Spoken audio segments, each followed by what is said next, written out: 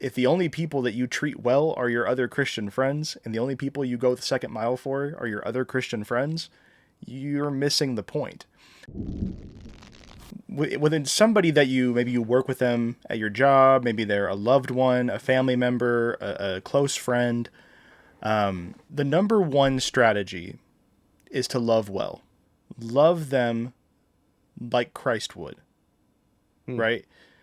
You, the number one strategy. We had an idea for this video to do some interviews, and we still may come around with that because I think it would be impactful to show like three different ways that former atheists have come into the faith. But I have a friend who walked away from the faith for a while, 10 years, so a while relatively, a long time. And what brought him back was a lot of life circumstances where the people who showed him the most love and the people who walked with him the best were his Christian friends.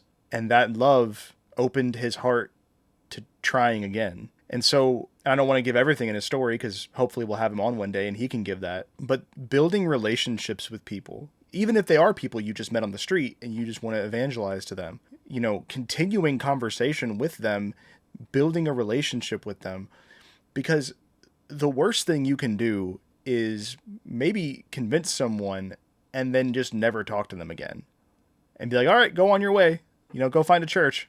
The best option is to consistently present yourself in a loving manner and go above and beyond for that person because that's what Jesus would want. If the only people that you treat well are your other Christian friends and the only people you go the second mile for are your other Christian friends, you're missing the point.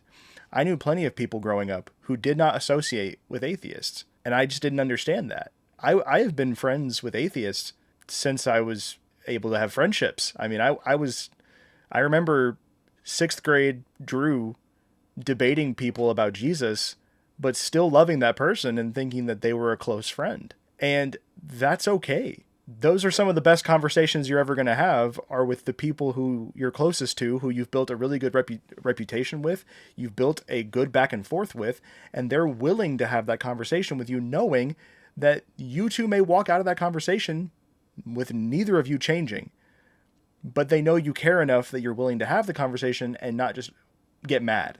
You're willing to just talk. And so love that person well, because if you truly care the way you're claiming to them that you care, you should love them well. Pray for them. Constantly be in prayer for them.